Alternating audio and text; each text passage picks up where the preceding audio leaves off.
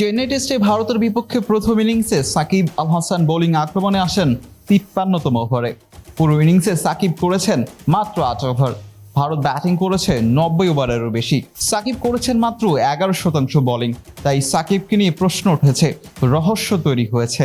এবার তো সাকিবের বোলিং নিয়ে প্রশ্ন তুলেছেন তামিম ইকবালও। কেন সাকিব এত কম বোলিং করছেন? কমবক্সে ধারাভাষ্যকার মুরালী কার্তিককে তামিম প্রশ্ন করেছেন। সকালে সাকিবের সাথে কথা বলেছেন, সেখানে কি সাকিবের বোলিং নিয়ে কোনো কথা হয়েছে? কেনই বা চেন্নাই টেস্টে কম বোলিং করছেন তিনি?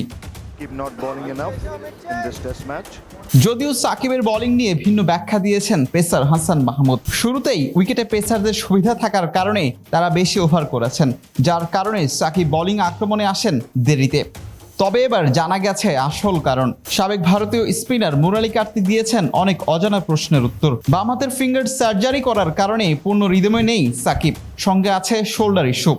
যেসব বিষয়ের জন্য সাকিব পুরোপুরি প্রস্তুত নয় টেস্টে বোলিং করার জন্য, যার কারণে সাকিবকে খুব কম বোলিং করতে দেখা গেছে চেন্নাইতে। যেখানে সাকিব মাত্র ইংল্যান্ডের কাউন্টি খেলেই ভারত সিরিজে যোগ দিয়েছিলেন। সারের হয়ে বোলিংয়ে দুর্দান্ত পারফরমেন্সও করেন।